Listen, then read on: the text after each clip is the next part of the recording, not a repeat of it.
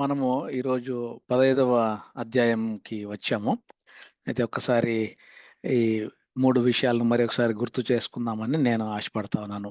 మనము చదవడమే కాకుండా, వినడమే కాకుండా, దిన జీవితంలో మనము అప్లై చేసుకుంటూ ప్రకటన గ్రంథంలో ఉన్న అన్ని విధాలుగా వ్రాయబడినటువంటి దేవుని వాక్యాన్ని మనము చదువుకుంటూ ఇదివరకు మనము 7 సంఘాలు గురించి చూసాము. అలాగే 7 ముద్రల గురించి, 7 బూరల గురించి. ఈ విధంగా ఈ 6వ అధ్యాయం నుంచి 18వ అధ్యాయం వరకు ఉన్నటువంటి శ్రమలు, మహాశ్రమల కాలంలో జరిగేటటువంటి ఈ ఉగ్రత, దేవుని యొక్క జడ్జిమెంట్ ఇవన్నీ మనం చూస్తూ వస్తుంటున్నాం. కాబట్టి 7 ముద్రలు, 7 బూరలు ఈ దినము మనము ఈ 7 పాత్రల చేత కుమ్మరింపబడేటటువంటి ఆ యొక్క ఉగ్రత పాత్రల గురించి మనము చదవబోతా ఉంటున్నాం. 15వ అధ్యాయము. అయితే 15వ అధ్యాయంలో 8 వచనాలు ఉన్నాయి. మీరందరూ కూడా చక్కగా చదువుకొని ఉంటారని నేను అనుకుంటా ఉన్నాను. నేను కూడా అనేక మార్లు చదివాను. 15వ అధ్యాయముని మనం ఒకసారి చదివినప్పుడు, ఈ 15వ అధ్యాయములో ఒక 2 భాగాలుగా ఇక్కడ మనము 3 భాగాల్ని మనము చూస్తా ఉంటున్నాం. కడవరి తెగుళ్ళ తీర్పు, దేవుని యొక్క దాసుడగు మోషే కీర్తనయు, అలాగే యేసు ప్రభువుల వారి గొర్రెపిల్ల కీర్తనయు గురించి, అలాగే దేవునిని ఘనపరుస్తూ, దేవుణ్ణి ఆరాధన చేస్తూ, ప్రభువా, దేవా, సర్వాధికారి, మీ క్రియలు ఘనమైనవి, ఆశ్చర్యమైనవి. యుగములకు రాజా, నీ మార్గములు న్యాయములను, సత్యములనయ్యున్నవి అని ఇక్కడ పరలోకములో ఉన్నటువంటి ఆ సీనరీని మనము ఆ సీన్‌ని మనం ఇక్కడ చూస్తా ఉంటున్నాం. పరలోకంలో జరిగేటటువంటివి యోహాను భక్తుడు, అపోస్తలుడు, ఆయన ఆ యొక్క దర్శనములో ఆయన చూస్తూ పరలోకంలో జరిగే విషయాల్ని ఆయన చూస్తూ ఉన్నట్లుగా మనం చూస్తా ఉంటున్నాం. ఇంకా ఒక విధానంలో చెప్పాలి మనం చూసుకుంటే 16వ అధ్యాయములో జరిగేటటువంటి 7 తెగుళ్ళు, 16వ అధ్యాయంలో వ్రాసి ఉంచినటువంటి 7 తెగుళ్ళ గురించి ఈ 15వ అధ్యాయము ఒక ప్రివ్యూ లాగా కూడా మనము చూడవచ్చు. 15వ అధ్యాయంలో ఆహ్, హ్మ్, ఇంకా నెక్స్ట్ ఏం జరుగుతది అనేది. అయితే ఈ 15వ అధ్యాయంలో మనము మొదటి కొన్ని భాగాలు చూస్తే, ఇది కడవరి తీర్పు, కడవరి తెగుళ్ళ తీర్పు. ఇంకా ఇది తీర్పు యొక్క తుది తీర్పు ఏ విధంగా ఉంటది అని, it is a scene of final judgement and it is a scene of full judgement. ఇది పూర్తి తీర్పు యొక్క దృశ్యాన్ని 15వ అధ్యాయంలో మనము కొన్ని వచనాలను మనము చూసి గమనిస్తా ఉంటున్నాం. అయితే ఇక్కడ మోషే కీర్తన, గొర్రెపిల్ల యేసు ప్రభువుల వారి కీర్తన గురించి కూడా ప్రస్తావించబడి ఉంటుంది. అంటే పరలోకంలో ఆ సీన్‌ని మనం ఒకవేళ ఇమాజిన్ చేసుకుంటే చాలా ఆనందోత్సాహాల వాతావరణము, తర్వాత చాలా ప్రైజ్ అండ్ వర్షిప్ జరుగుతూ ఉన్నట్లుగా మనము చూస్తా ఉంటున్నాం. దేవుణ్ణి ఆరాధన చేస్తూ ఆహ్, తర్వాత యేసు ప్రభువుల వారు చేసిన వారి గురించిన పనులను గురించి పాటలు పాడడము, అలాగే ఆయన మార్గాల గురించి పాటలు పాడడము, ఆయన అద్భుతాల గురించి ఆరాధన చేయడము. ఈ విధంగా ఆరాధనతో కూడినటువంటి అట్మాస్ఫియర్‌ని ఈ అపోస్తలుడైనటువంటి యోహాను భక్తుడు చూస్తా ఉంటున్నాడు. So, they Singh of his works, they Singh of his ways and they Singh of his wonders అని కూడా మనము చూస్తా ఉంటున్నాం. ఇక్కడ ఎందుకు 2 కీర్తనలను ప్రస్తావించినాయి అని మనం గమనిస్తే, మోషే అక్కడ దేవుని దాసుడగు మోషే కీర్తన, మరియు యేసు ప్రభువుల వారి యొక్క కీర్తన. మోషే కీర్తన మనకు పాత నిబంధన గ్రంథంలో 2, 3 చోట్ల కనపడతది. నిర్గమాకాండము 15వ అధ్యాయంలోను, 34వ అధ్యాయంలోను, అలాగే ద్వితీయోపదేశ కాండము 32వ అధ్యాయంలో. ఆ దినాలలో ఈ ఇశ్రాయేలీయులు ఐగుప్తు దేశము నుండి ఆహ్, విమోచింపబడి బయటికి వచ్చిన తర్వాత వారికి మొట్టమొదటి అడ్డంకు ఏమొస్తది అని చూస్తే, మనము ఆ యొక్క హ్మ్.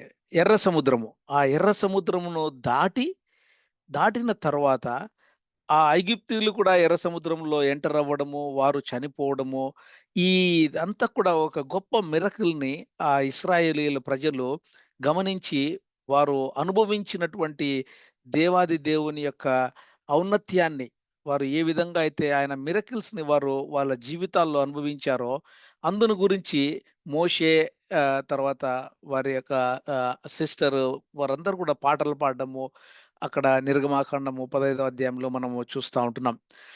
ఇక్కడ ఒకసారి మనం గమనిస్తే ఎందుకు మోషే కీర్తన, గొర్రెపిల్ల కీర్తన అంటే యేసు ప్రభువుల వారి కీర్తన అని మనం చూస్తే, మోషే మనకు ధర్మశాస్త్రానికి గుర్తుగాను, అలాగే యేసు ప్రభువుల వారు ప్రేమకు గుర్తుగాను మనకు ఇచ్చినటువంటి గాస్పెల్.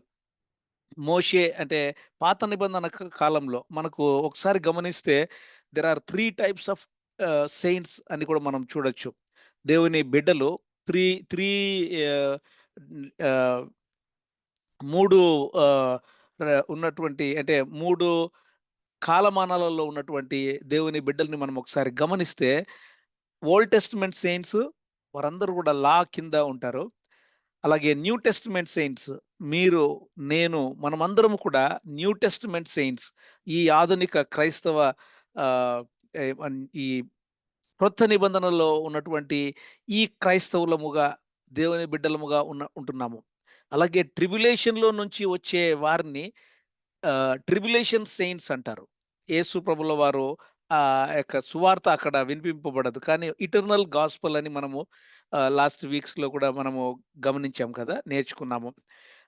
ట్రిబ్యులేషన్ సెయింట్స్ అంటే సంఘము ఎత్తబడిన తరువాత ఈ మహాశ్రమల కాలములో ఆహ్, ఏ విధంగా అయితే దేవదూతల పరిచర్య, everlasting gospel, it is totally different gospel వారికి కఠినపూరితముగా అంటే ఇంకా చాలా చాలా కఠినంగా వారికి చెప్పేటటువంటి సువార్త. అంటే వారు క్రీస్తు రక్త ప్రోక్షణ అని కాకుండా వారు ఆ యొక్క 666 నంబర్ తీసుకోకుండా ఎవరైతే దేవుని వైపు నిలబడతారో వారు ట్రిబ్యులేషన్ సెయింట్స్‌గా బయటికి రావడము మనం చూస్తా ఉంటున్నాం. కాబట్టి ఇదంతా కూడా పరలోకంలో జరిగే ఈ యొక్క ఆహ్, ఆరాధన సమయము, ప్రైజ్ అండ్ వర్షిప్ సమయంని మనము ఇక్కడ గమనిస్తా ఉంటున్నాం. వారు వర్క్స్ ఆఫ్ గాడ్ దేవుని యొక్క పనులను బట్టి, దేవుని యొక్క మార్గాలను బట్టి, దేవుని యొక్క ఔన్నత్యాన్ని బట్టి వారు ఆరాధన చేయడము, స్తుతించడము ఇది మనము గమనిస్తా ఉంటున్నాం. 15వ అధ్యాయంలో కొన్ని వచనాలు. హ్మ్. ఒకసారి ఇది ఎందుకు ఇంత పరలోకంలో ఉల్లాసంగా ఉండడము, తర్వాత 16వ అధ్యాయంలో ఆ తెగుళ్ళు ఆహ్, రావడము మనుషుల మీద అని మనం గమనించినప్పుడు, దేవుని యొక్క ఆ యొక్క హృదయాన్ని మనం గమనిస్తే ఎంతో ఓపిక పట్టిన అటువంటి ఆయన యొక్క సహనము, ఆయన యొక్క ఓపికను, దేవుని యొక్క ఔన్నత్యాన్ని ఇక్కడ దేవుని బిడ్డలు వారు ఆరాధిస్తుంటున్నారు. ఆయనకు ఆపాదిస్తా ఉంటున్నారు. దాని తర్వాత మనము 4 లివింగ్ క్రీచర్స్ ఆ 4 జీవులు, ఈ 4 లివింగ్ క్రీచర్స్ మనకు ప్రకటన గ్రంథము 14వ అధ్యాయంలో కూడా మనము చదువుకున్నాం. ఈ 4 లివింగ్ క్రీచర్స్ 4 డిఫరెంట్ ఏరియాస్‌ని ఆహ్, క్రీచర్స్‌ని రిప్రజెంట్ చేస్తూ ఉన్నటువంటి ఆ 4 లివింగ్ క్రీచర్స్ ఈ 15వ అధ్యాయము 7వ వచనంలో వారు వస్తారు. వారేం చేస్తారంటే ఆ యొక్క ఉగ్రత పాత్రలను, ఆ యొక్క పాత్రలను తీసుకొని ఈ దేవదూతలకు ఇవ్వడము జరుగుతది. కాబట్టి ఆ సీన్ మనం చూస్తే ఆ యొక్క సైట్ లేదా సీన్ చాలా సౌండ్స్ తర్వాత అంటే గంభీరంగా చూస్తూ ఉన్నట్లుగా అపోస్తలుడైన భక్తుడు ఇక్కడ మనకు 15వ అధ్యాయంలో వ్రాస్తూ వచ్చారు. దేవుని యొక్క మహిమ ఆహ్, గురించినటువంటి పాటలు, ఆరాధన గురించి ఇక్కడ కొన్ని వచనాలలో వ్రాసారు. ప్రభువా, దేవా, సర్వాధికారి, నీ క్రియలు ఘనమైనవి, ఆశ్చర్యమైనవి. యుగములకు రాజా, నీ మార్గములు న్యాయమైనవి, సత్యములనై ఉన్నవి అని ఇక్కడ ఆయన ఎంత న్యాయవంతుడు. Our God is love and at the same time our God is just.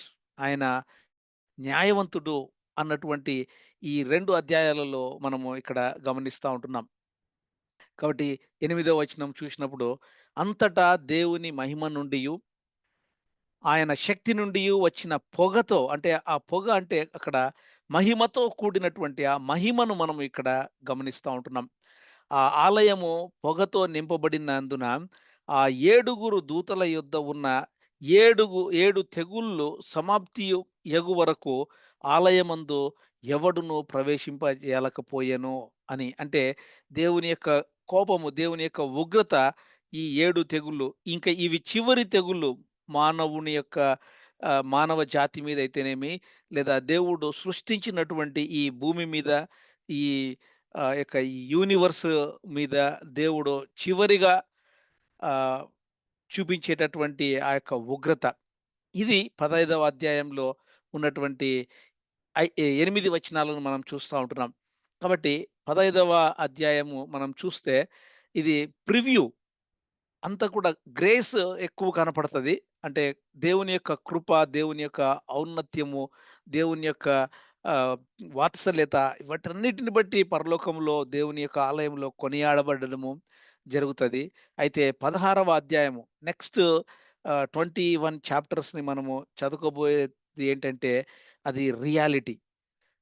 అది 15థ్ చాప్టర్ ఒక ప్రివ్యూ లాగా చూస్తే, 16థ్ చాప్టర్‌ని మనము రియాలిటీ లాగా చూస్తా ఉంటున్నాం. కాబట్టి ఈ 15వ అధ్యాయాన్ని మనము ఈ విధంగా అర్థం చేసుకున్నాము. 10 నిమిషాలు పట్టింది. ఇంకా కొంచెం సమయం ఉంది కాబట్టి 16వ అధ్యాయంలో కూడా నేను కొంత కొంత వాక్య భాగాన్ని కవర్ చేయాలని అనుకుంటా ఉంటున్నాను. అయితే ఈ 16వ అధ్యాయము 7 తెగుళ్ళ పాత్రలతో కూడినటువంటి ఆహ్, పాత్రల గురించినటువంటి వాక్య భాగము ఇక్కడ 21 వచనాలలో వ్రాయబడి ఉంది. మనమందరము చదువుకొని వచ్చి ఉంటాము అని అనుకుంటా ఉన్నాను. లేదంటే దయచేసి మనము ఏ రోజు కవర్ అయ్యే చాప్టర్ ఒకవేళ ముందు వెనకల కూడా మనము చదువుకొని రాగలిగితే ఇంకా కొంచెం క్లియర్‌గా మనకి అర్థమవుతది అని చెప్పి నేను మరొకసారి కోరుకుంటా ఉన్నాను. కాబట్టి ఈ 21 వచనాలను ఒక్కసారి గమనిస్తే ఇక్కడ 16వ అధ్యాయంలో కూడా ఆహ్, మనము 3 టాపిక్స్‌గా డివైడ్ చేసుకోవచ్చు. మొదటి 9 వచనాలు తుది తీర్పు యొక్క ప్రారంభము. తర్వాత 10-16 వచనాలను తుది తీర్పు యొక్క ముగింపుగాను, తర్వాత చివరి 4 వచనాలు బబులోను ఏ విధంగా కూలబడిపోవడము, ఆ హర్మగెద్దోను యుద్ధము అవన్నీ కూడా ఏ విధంగా కూలబడటము అనేది మనము చూస్తా ఉంటున్నాం. కాబట్టి తుది తీర్పు ఏ విధంగా ప్రారంభమవుతది, అది ఏ విధంగా ముగిస్తది అని మనము ఒకసారి గమనించాలని నేను ఆశపడతా ఉంటున్నాను. తుది తీర్పు మొదట ఇక్కడ 4 తీర్పులుగా మనం చూడొచ్చు. ప్లేగ్స్ ఇన్ ద సిన్నర్, అంటే మనిషి ఎవరైతే ఆ 666 నంబర్ యేసుకొని ఉంటారో, వాళ్ళ మీద ఈ యొక్క తుది తీర్పు జరుగుతది. ఆ 666 నంబర్ యేసుకోకుండా ఎవరైతే ఆహ్, ఆహ్, వె విసర్జిస్తారో ఆ యొక్క 666 నంబర్‌ని, వారిని చంపబడ్డము, వారు హతసాక్షులుగా అవ్వడము, వారు దేవుని దగ్గరికి చేరడము, అక్కడ వారందరిని మనము ట్రిబులేషనల్ ఆహ్, పీరియడ్‌లో ఉండే సెయింట్స్‌గా మనము గుర్తిస్తాము. అలాగే సముద్రంలో తెగుళ్ళు, ఆహ్, వాగులు అంటే నదులలో తెగుళ్ళు, సూర్యునిలో కూడా సూర్యుని యొక్క వేడిమి ఏడంతలు వేడిమి అవుతది అని మనము ఇక్కడ చూస్తా ఉంటున్నాం.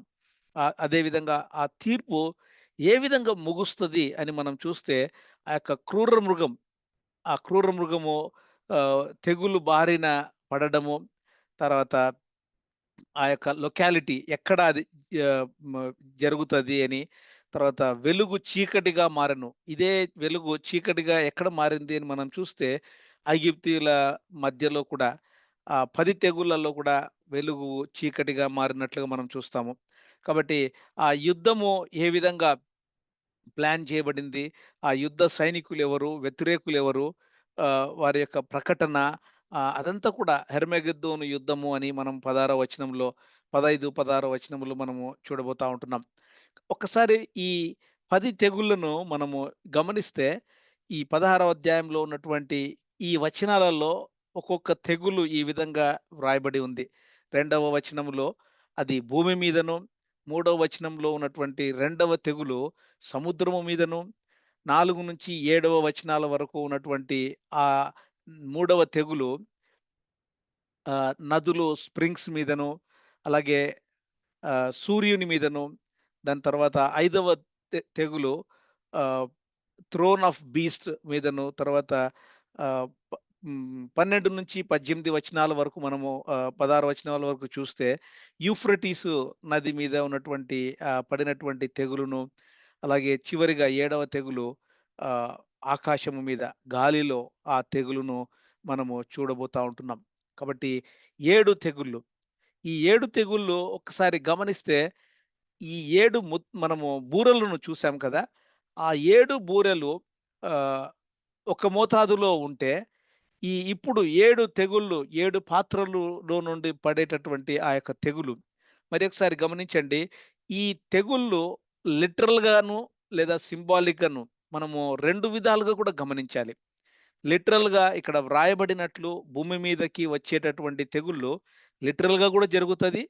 సింబాలిక్‌గా అంటే ఆ సింబాలిక్‌గా కూడా దేవుడు ఏ విధంగా జరగనిస్తాడు అనేది కూడా మనము ఇక్కడ ఆ రాజులు ఎవరెవరు పోగు చేయబడతారో అని లిటరల్‌గా మనకు తెలీదు కానీ, మనం సింబాలిక్‌గా మనము అర్థం చేసుకోవాలని చెప్పి నేనిక్కడ కోరుకుంటా ఉన్నాను. కాబట్టి ఆ 7 బూరలు ఊదినప్పుడు అక్కడ జరిగినటువంటి పార్షియల్ జడ్జ్‌మెంట్ అది, అది కొంత మటుకు మాత్రమే ఆ యొక్క ఉగ్రతను మనము చూస్తా చూస్తూ వచ్చాము. ఆ 7 ఆహ్, బూరలు ఊదినప్పుడు వచ్చినటువంటి జడ్జ్‌మెంట్ కేవలము పార్షియల్ జడ్జ్‌మెంట్ గాను, అయితే ఇప్పుడు 7 పాత్రల నుండి వచ్చేటటువంటి ఉగ్రత చాలా గంభీరంగా అంటే చాలా ఎక్కువ మోతాదులో కంప్లీట్ జడ్జ్‌మెంట్. ఇంక ఇదే ఫైనల్ జడ్జ్‌మెంట్. ఇప్పటికే half of the creation ah, నాశనం అయిపోయి ఉంటది. ఈ 7 ఆహ్, పాత్రల దగ్గరికి వచ్చే సమయానికి హాల్ఫ్ ఆఫ్ ది హ్మ్, క్రియేషన్ అది పాడైపోయి ఉంటది. నాశనం అయిపోయి ఉంటది. ఇక్కడ గమనిస్తే మనము ఈ 7 పాత్రల నుండి వచ్చే ఆ యొక్క తెగులును మొదటి పాత్ర అంటే ఈ ఈ ఒక్కొక్క తెగులుకు మధ్యలో ఎంత సమయం ఉంది అని వాక్య భాగంలో లేదు కానీ, మనం వాక్య భాగం చదువుకుంటూ గమనిస్తూ ఉంటే, మొదటి తెగులు భూమి మీద పడినది, ఐదో తెగులు ఆ యొక్క బీస్ట్ వాడి కింగ్‌డమ్ మీద ఆహ్, ఐదో తెగులు పడేంత వరకు మొదటి తెగులు యొక్క తీవ్రతని ఐదో తెగులు వరకు కూడా గమనించగలుగుతాము అని మనం వాక్య భాగములలో అర్థం చేసుకోవచ్చు. దాన్ని బట్టి చూస్తే తెగులుకు మరి ఒక తెగులుకు ఎక్కువ సమయము ఉండకపోవచ్చేమో అని మనం అర్థం చేసుకోవచ్చు. కాబట్టి 7 తెగుళ్ళు వన్ బై వన్ చాలా క్విక్‌గా పడిపోవడము. ఎందుకంటే మనము వాక్య భాగంలో చదువుకుంటాం కదా! దేవుని యొక్క కృప ఎంతో విస్తారంగా ఉంటది. అయితే ఆయన యొక్క కోపము కేవలము నిమిషము మాత్రమే అని. కాబట్టి అంత క్విక్‌గా ఏమైనా ఈ 7 తెగుళ్ళు కంప్లీట్ జడ్జిమెంట్‌ని మనము ఇక్కడ చూడగలుగుతున్నామని అర్థం చేసుకుంటా ఉన్నాము. కాబట్టి ఈ 7 తెగుళ్ళు ఒకసారి గమనిస్తే భూమి మీద, సముద్రం మీద, అలాగే నదుల మీదను అట్లనే ఒకసారి ఈ సీల్స్, ట్రంపెట్స్, బౌల్స్ ఈ 3 ఉగ్రత లోను మనము ఇదివరకు గమనిస్తూ నేర్చుకుంటూ వచ్చాం కదా! కాబట్టి ఆ యొక్క బూరలు ఊదినప్పుడు ఏమేమి జరిగిందో, ఇప్పుడు గమనిస్తే మనము 8వ అధ్యాయము, 9వ అధ్యాయములో జరిగిన ఆ యొక్క విపత్తులు 16వ అధ్యాయంలో ఉండే ఈ 21 వచనాలలో మనము చాలా క్లియర్‌గా గమనించొచ్చు. అయితే నేనిక్కడ ఈ ఇమేజెస్ పెట్టాను. ఇవి గూగుల్‌లో దొరికినవే. ఆహ్, హ్మ్. మనము పీపీటీ తీసుకుంటాం కాబట్టి ఎవరైనా చాలా డీటెయిల్డ్‌గా వెళ్ళాలి అంటే ప్రతి తెగులు లేదా ప్రతి బూర ఊదినప్పుడు ఏం జరిగింది అవన్నీ కూడా మనము ఇక్కడ వెళ్ళొచ్చు. ఆహ్, అలాగే మూడవ భాగముగా మనం చూస్తే బబులోను కూలబడటము.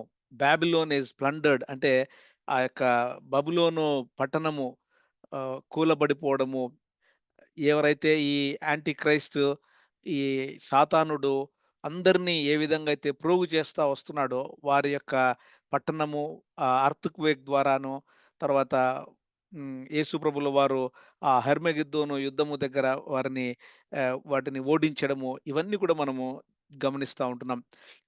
ఎ సెంటెన్స్ ఈస్ రెండర్డ్, అలాగే a system is ruined, all sinners are revealed అని నేను తెలుగులో అనువదించలేకపోయాను. అయితే ఇంకొక ఆహ్, ఇమేజ్‌లో మనము గమనిస్తే ఇక్కడ ప్రతి పాత్ర నుండి వచ్చేటటువంటి ఆ యొక్క ఉగ్రత ఏ విధంగా బూర ఊదినప్పుడు ఈజిప్టు, తర్వాత అలాగే ఈజిప్టులో ఐగుప్తీయుల మధ్య జరిగినటువంటి ఆ యొక్క తెగుళ్ళు ఏ విధంగా ఉన్నాయి అని కాంట్రాస్ట్ చేస్తూ నేను ఇది ఈ పీపీటీ స్లైడ్ నేను తయారు చేసుకున్నాను. సో, ఒకసారి ఆహ్, నిజంగా మనము సమయం ఉండి అన్నీ మనము చూస్తే మొదటిది సోర్స్ ఆన్ స్కిన్. అలాగే ఇక్కడ సిక్స్త్ ప్లేగులో ఐగుప్తీయుల మధ్య వారికి కురుపులు, పుండ్లు పుట్టడము, ఎక్సోడస్ నిర్గమాకాండము 9వ అధ్యాయంలో మనము గమనిస్తా ఉంటున్నాం. ఈ విధంగా ఐగుప్తులో జరిగినటువంటి తెగుళ్ళు ఒక ప్రామాణికంగా చూస్తే, ఈ రెవల్యూషన్‌లో జరిగేటటువంటి ఈ చివరి కంప్లీట్ జడ్జిమెంటు చాలా తీవ్రతతో కూడిన ఉంటది అని. ప్రతిదీ కూడా దేవుడు ఆల్రెడీ ఆహ్, ఆ ప్రివ్యూని చూపించడము, అలాగే ఆహ్, ప్రవచనాల ద్వారా, దేవుని యొక్క బిడ్డల ద్వారా, ప్రవక్తల ద్వారా మానవ జాతికి ముందుగానే హెచ్చరికలు ఇవ్వడము, వార్నింగ్స్ ఇవ్వడము జరుగుతూ వచ్చింది. అయితే మనము మనము ఆ హెచ్చరికలను ఏ విధంగా మనం తీసుకుంటున్నాం? ఆ హెచ్చరికలను తీసుకొని మనము నిజంగా మన మనసులను మార్చుకొని, పరిశుద్ధతలోకి మనము పెరుగుతూ, పరిశుద్ధాత్మ దేవుని యొక్క సహాయము చేత క్రీస్తు స్వారూప్యములోనికి మనము వెళ్తూ ఉంటున్నామా? లేదా ఏదో థియరీగా మనము లేదా మతపరముగా సంఘానికి మీటింగ్స్‌కి వెళ్తూ టైం గడుపుతా ఉంటున్నామా? ఒకసారి గమనించాలని జెప్పి దేవుడు మనకు గుర్తు చేస్తా ఉంటున్నాడు.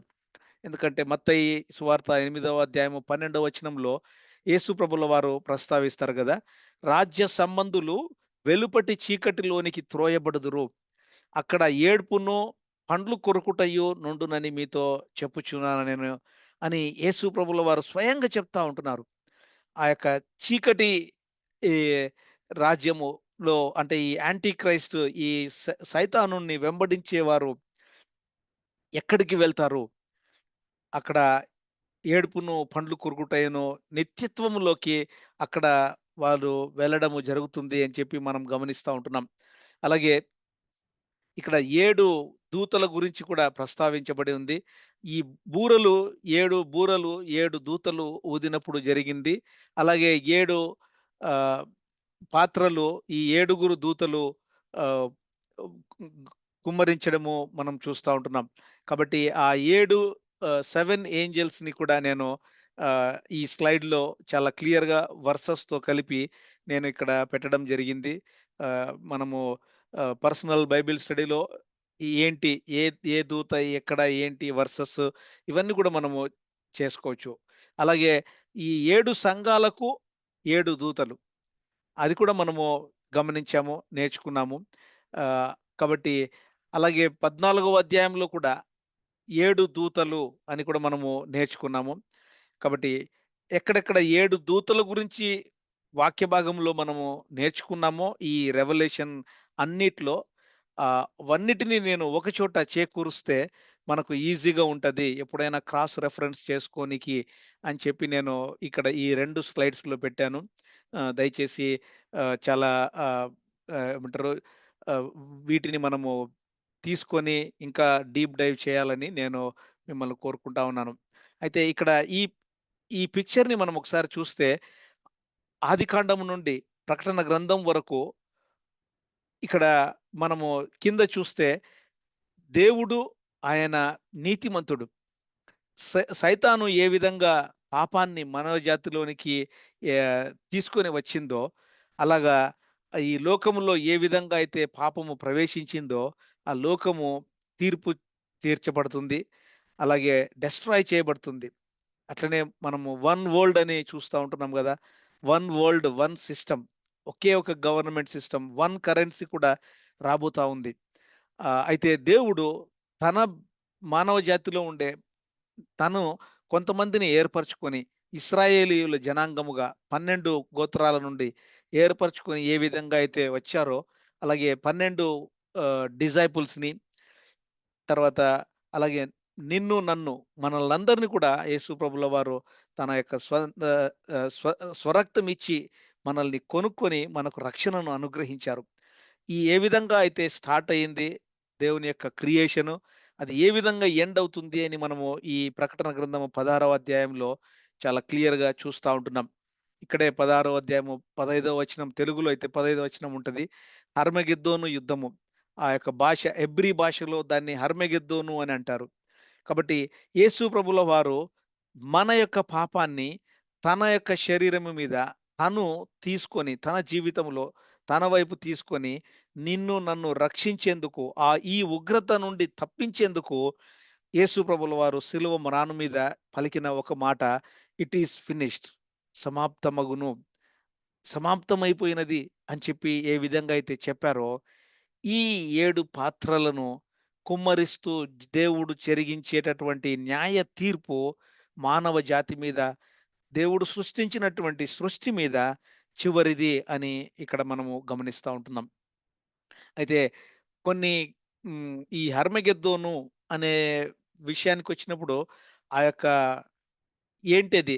అది ఏంటంటే మెగిద్దోను అని తెలుగులో ఉంటది. మెగిద్దోను అనే ఒక వాగు అక్కడ, ఆ వాగు దగ్గర ఇప్పుడు కూడా కనీసము హర్మగెద్దోను అనే ప్రదేశంలో హిస్టరీ ఒకసారి వెనక్కి తిరిగి చూస్తే ఆ యొక్క పట్టణము కనీసము 15 సార్లు ఇప్పటికి 15 టైమ్స్ అక్కడ యుద్ధము జరగడము, అది నాశనం అయిపోవడము, మళ్ళీ రీబిల్డ్ చేయడము, ఆ విధంగా జరిగింది అని కూడా హిస్టరీ చెప్తది. 15 టైమ్స్ ఆ మెగిద్దోను అనే ప్రదేశంలో యుద్ధం జరుగుతుంది. మనం ఒకసారి గమనిస్తే అక్కడ 4 హైవేలు ఆ మెగిద్దోను దగ్గర కలుస్తున్నట్లుగా చూస్తున్నాం. ఈ 4 హైవేలు కలిసేటటువంటి ఈ వర్తక వాణిజ్యానికి, వ్యాపారానికి అది హబ్‌గాను, ఆ యొక్క మిడిల్ ఈస్ట్‌లో జరిగేటటువంటి బిజినెస్ అన్నిటికి కూడా అక్కడ అది కేంద్రీకృతముగాను, హబ్‌గాను ఉంటుంది. ఈవెన్ ఇప్పుడు కూడా. ఆహ్, అందుకే 15 సార్లు ఇప్పటికే చాలా సార్లు అక్కడ యుద్ధాలు జరగడము, ఆ యొక్క పట్టణము రీబిల్డ్ చేయడము జరుగుతది. అది ఎక్కడ మెగిద్దోను ఎక్కడ ఉంది అంటే పాత నిబంధన గ్రంథంలో జెజ్రియేలు, యెజ్రెయేలు అని కూడా మనం చదువుకుంటూ ఉంటాం గదా! ఆ యెజ్రెయేలు అనే ఆ వ్యాలీ దగ్గర కూడా మనము ఇక్కడ గమనిస్తా ఉంటున్నాం. అదేంటంటే చాలా హర్మెగెద్దోను అంటే చాలా భయంకరమైన ప్రదేశము అని అంటారు. ఫైనాన్షియల్ అర్మగెద్దోనుగా గూడా చూస్తారు. ఏంటంటే అన్నీ కూడా ఈ వాణిజ్యాలను గురించినటువంటి వాటన్నిటిని బట్టి అక్కడ యుద్ధాలు బాగా జరుగుతాయి అని చెప్పి హిస్టరీలో మనము చదువుకుంటున్నాం. అలాగే స్పిరిచువల్‌గా కూడా ఈ సాతానుడు అది ఇశ్రాయేలీయుల మధ్యములో ఉండడము, ఆ సాతానుడు దాని మీద కన్నేసి ఎప్పుడూ అక్కడ డిస్టర్బ్ చేస్తూ ఎందుకంటే రేపు వాడు అక్కడ చంపబడ్డము, ఓడిపోవడము, తర్వాత వాడికి ఓటమి పాలు అక్కడ చెవి చూస్తాడు. అందుకని ఆ ప్రాంతాన్ని ఎప్పుడూ డిస్టర్బ్ చేస్తూ ఉన్నట్లుగా మనము చూస్తా ఉంటున్నాం. కరెంట్‌గా ఇప్పుడు చూస్తే ఆ ప్రదేశం ఎట్లా ఉంది అంటే ఎంతో చాలా గ్రీనరీగా ఉంది. కానీ ఇప్పుడు చూస్తున్నటువంటి ఆ ప్రదేశంలోనే రేపు ఆహ్, పలు దేశాలు అంటే ప్రపంచంలో ఉన్నటువంటి ప్రత్యేకంగా తూర్పు దేశం నుండి ఆ యొక్క వాళ్ళందరూ రాజులు రావడము, ఇక్కడ ఈ వ్యాలీలో యుద్ధము జరగడము మనము ఇక్కడ గమనిస్తా ఉంటున్నాం. ఆ జజ్రియేలు అనే వ్యాలీ దగ్గర అర్మగెద్దోను అన్న చోట. యెహెజ్కేలు 38వ అధ్యాయంలో చూస్తే 38, 39 అధ్యాయాలలో చూస్తే అది అక్కడ కూడా కొన్ని దేశాలు రాజులు కొంతమంది వచ్చి అక్కడ పోగయ్యి ఇదివరకు మనం చూసాము. 11 కింగ్డమ్స్ అంటే వాటిలో సాతానుడు గూడా వాళ్ళతో కలిసి 10 కింగ్డమ్స్‌కి ఒక ఒక కింగ్ యాడ్ అవ్వడము, వాడు రూల్ చేయడము, దాంట్లో నుంచి ముగ్గురు రాజులను తీసివేయడము, చివరికి వారు 7 మంది ఉండడము, G7, G8 వీటన్నిటిని గూడా మనము ప్రకటన గ్రంథములో మిగిలిన ముందు చాప్టర్స్‌లో మనం చదువుకున్నాం. కాబట్టి ఆ ఎహెజ్కేలు అధ్యాయంలో రాసినటువంటి 38 అధ్యాయంలో రాసినటువంటి అది అక్కడ గూడా ప్రస్తావించబడతది. ఇదే యుద్ధము గురించి. అయితే ప్రకటన గ్రంథము 16వ అధ్యాయంలో ఉండేటటువంటిది ఇంకా ఇది ఎండ్ ఆఫ్ ట్రిబ్యులేషన్స్. ఇది మహాశ్రమల కాలంలో చివరి యుద్ధము. యూఫ్రటీసు నది ఎండిపోవడం జరుగుతది. ఆ యూఫ్రటీసు నది ఎండిపోవడం వల్ల తూర్పు నుండి ఈ రష్యా, తర్వాత ఈస్టర్న్ యూరప్ వాళ్ళు, టర్కీ, సిరియా ఈ దేశాల ప్రజలు, ఈవెన్ ఒకవేళ చైనా, మేబీ ఇండియా కూడా కలవచ్చేమో అని కూడా అంటారు.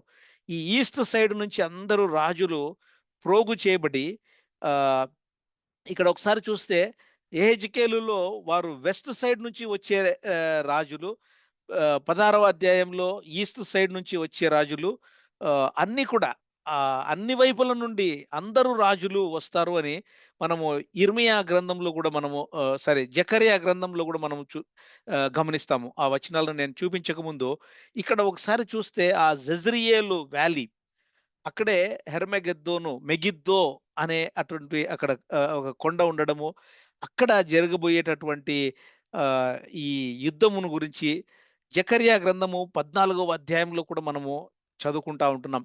ఎందుకంటే, ఇదిగో యెహోవా దినము వచ్చుచున్నది. మీ యందు దోచబడిన సొమ్ము పట్టణములోనే విభాగింపబడును.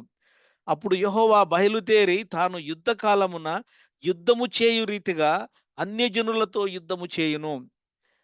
ఆ దినమున యెరూషలేము ఎదుట తూర్పున తట్టుననున్న ఒలీవ కొండ మీద ఆయన పాదములుంచగా, ఒలీవ కొండ తూర్పు తట్టునకు తట్టున వరకు నడిమికి విడిపోయి సగము కొండ ఉత్తరపు తట్టుకునకు, సగము కొండ దక్షిణపు తట్టునకు ఇక్కడ అది చిలిగిపోవడము, చీనిపోవడము అనేటటువంటి ఈ మహా విపత్తు ఆ యొక్క చివరి దినాలలో జరగబోతుంది అని దేవుడు మనకు ప్రవచనము ద్వారా ఇక్కడ వ్రాసి ఉంచారు. అలాగే పట్టణము ఎత్తుగా కనపడును. జనులు అక్కడ నివసింతురు. శాపము ఇకను కలుగదు. యెరూషలేము నివాసులు నిర్భయముగా నివసింతురు అని అక్కడ ఇక్కడ వెయ్యేండ్ల పరిపాలన గురించి అంటే ఈ యుద్ధము తర్వాత ఇమ్మీడియేట్‌గా లార్డ్ జీసస్ కింగ్డమ్ వెయ్యేండ్ల పరిపాలన మనకు స్టార్ట్ అవుతది. కాబట్టి ఈ యెహెజ్కేలు 38వ అధ్యాయంలోను, ప్రకటన గ్రంథము 16వ అధ్యాయంలోను ఉన్నటువంటి కాంట్రాస్ట్ డిఫరెన్సెస్ ఇక్కడ మనము గమనిస్తా ఉంటున్నాం. యెహెజ్కేలు 38వ అధ్యాయము 19వ వచనము, 20వ వచనములలో, అలాగే 16వ అధ్యాయము ప్రకటన గ్రంథములో దేవుని యొక్క ఉగ్రత ఎంత గంభీరంగా, ఎంత భయంకరమైన తీవ్రతతో కూడి ఉంటది అని మనము ఇక్కడ గమనిస్తా ఉంటున్నాం. అయినప్పటికీ ఇక్కడ మనం గమనిస్తే ఇదే అధ్యాయంలో 2 చోట్ల వారు మారు మనస్సు పొందనొల్లక ఉన్నారు. వారు మారు మనస్సు పొందినవారు కారు. మనము ప్రకటన గ్రంథము 9వ అధ్యాయంలో గూడా గమనించాం గదా! వారు మారు మనస్సు పొందినవారు కారు. అంటే ఇంత భయంకరంగా జరుగుతా ఉంటే, వారు మారు మనస్సు పొందకుండా ఇంకా 16వ అధ్యాయంలో ఒక మాట ఉంటది గదా! వారు దేవునిని ఆహ్, వారు దేవునిని కర్స్ చేసినట్లుగా గూడా మనము ఇక్కడ వాక్య భాగంలో గమనిస్తా వచ్చినాం. దేవుని వారు మనసు మార్చుకోకుండా తిరిగి దేవుణ్ణే తిట్టడము, దూషించడము ఆ దినాలలో ఆ ప్రజలు ఆ విధంగా చేస్తారు అని మనము ఈ ఇక్కడ గమనిస్తా ఉంటున్నాం. ఒక్కసారి అదే మనము ప్రాక్టికల్‌గా అప్లికేషన్‌గా చూసుకుంటే, మనకు కెనడాలో, బ్రిటిష్ కొలంబియాలో లైఫ్ ల్యాబ్స్ అని ఉంటది. ఆ లైఫ్ ల్యాబ్స్‌కెళ్తే అక్కడ మన బ్లడ్ తీసుకొని, మన బ్లడ్ టెస్ట్ చేస్తారు. మనలో షుగర్ ఎట్లా ఉంది? బీపీ ఎలాగుంది? ఇంకా ఏమైనా రోగాలున్నాయా అని. ఆ రోగాలను ఉన్నాయా అని వాళ్ళు ఏదైనా ఒకవేళ చెప్తే ఈ మధ్య కాలం ఈ 2, 3 రోజుల కిందట మనకు సాల్మన్ బ్రదర్ గూడా మా దగ్గరకొచ్చాడు. బ్రదర్ గూడా చాలా ఎడ్యుకేట్ చేశాడు నన్ను.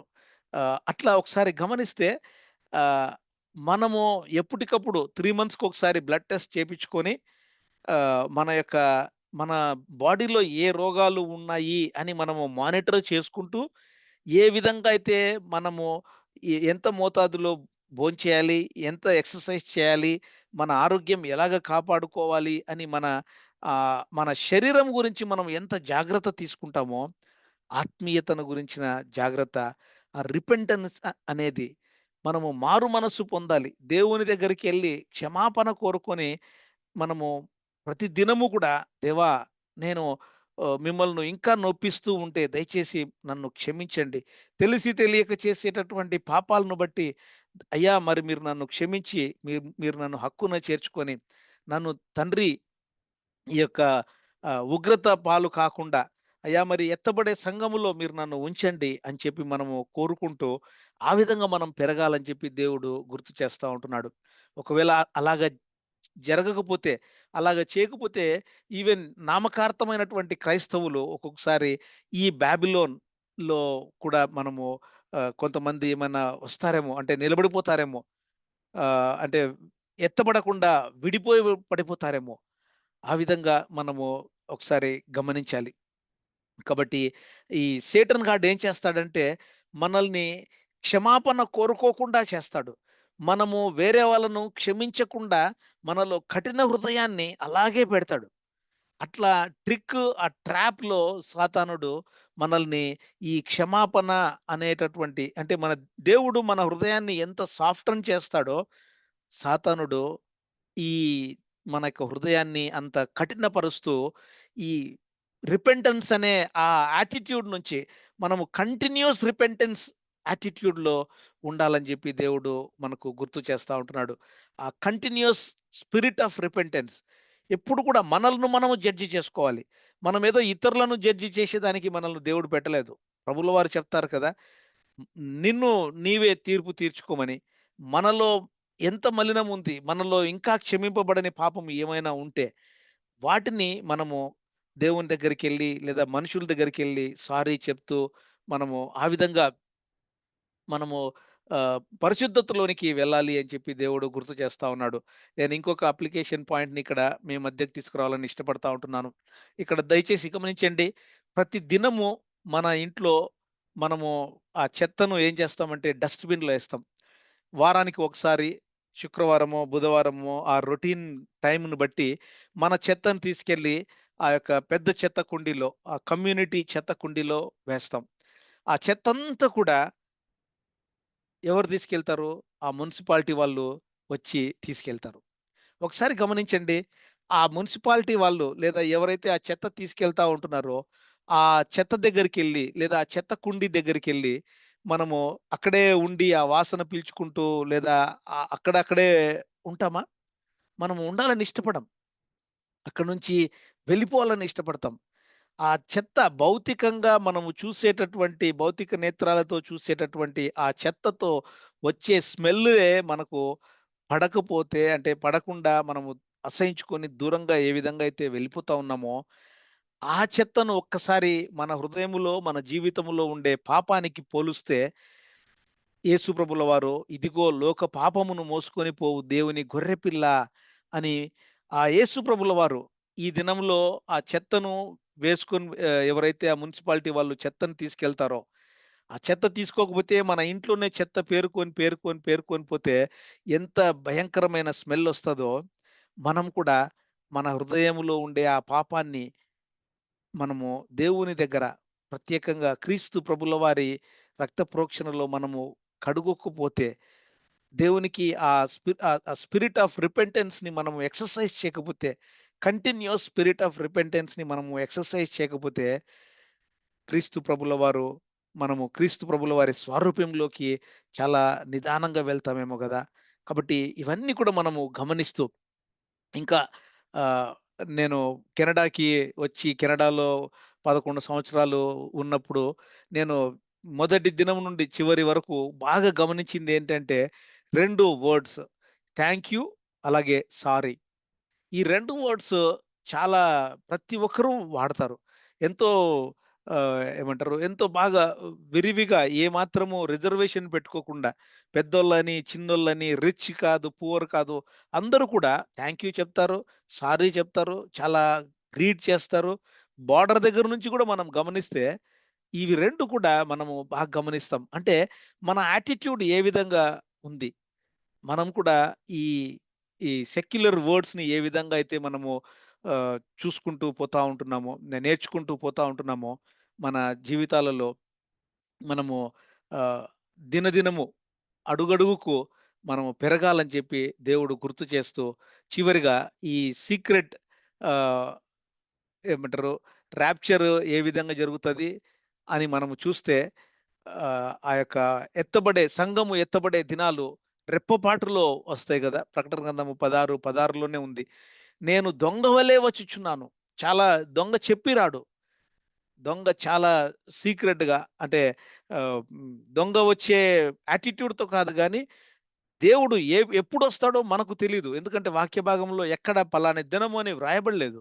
కాబట్టి దేవుడు ఎప్పుడు వస్తాడో, ఏ క్షణంలో వస్తాడో తెలియదు కాబట్టి, మనము మన యొక్క రక్షణను మనము భయముతోనూ, వణుకుతోనూ కొనసాగించుకుంటూ పాపములో తిరిగి పడిపోయి దేవునికి దూరం అయిపోకుండా మనము ప్రకటన గ్రంథము 15వ అధ్యాయంలో ప్రభువా! దేవా! మీరు న్యాయవంతుడు, సర్వాధికారి, మీ క్రియలు ఘనమైనవి, ఆశ్చర్యమైనవి. మీరు యుగయుగములకు రాజు. మీ యొక్క మార్గములు న్యాయములు, మీ యొక్క మార్గములు సత్యములు అని చెప్పి మనము దేవాది దేవుని యొక్క ఔన్నత్యాన్ని మన జీవితాల్లో గుర్తిస్తూ, పరిశుద్ధాత్మ దేవుని యొక్క సహాయము చేత మన జీవితాలను మనము చక్కగా క్రీస్తు ప్రభుల వారి స్వారూప్యంలోనికి మనము వెళ్ళే విధంగా మనమందరము ఈ ప్రకటన గ్రంథం ఏ విధంగా అయితే ధ్యానిస్తూ ఉంటున్నామో, ధ్యానించే ప్రతి దినము ఆ యొక్క వాక్య భాగాన్ని మనము మన జీవితంలో అన్వయించుకుంటూ, ఈ రాకడకు మనము సిద్ధపడుతూ రాకడ ఎప్పుడు వచ్చినా కూడా క్రీస్తు ప్రభుల వారు సంఘాన్ని ఏ క్షణము తీసుకెళ్తున్నా కూడా మనమందరము ఎత్తబడే గుంపులో ఉండాలని దేవుడు ఈ సహవాసంలో మనల్నందరినీ చేకూర్చాడు. కాబట్టి చివరిగా నేను ప్రార్థన చేసి ముగించాలని కోరుకుంటున్నానండి.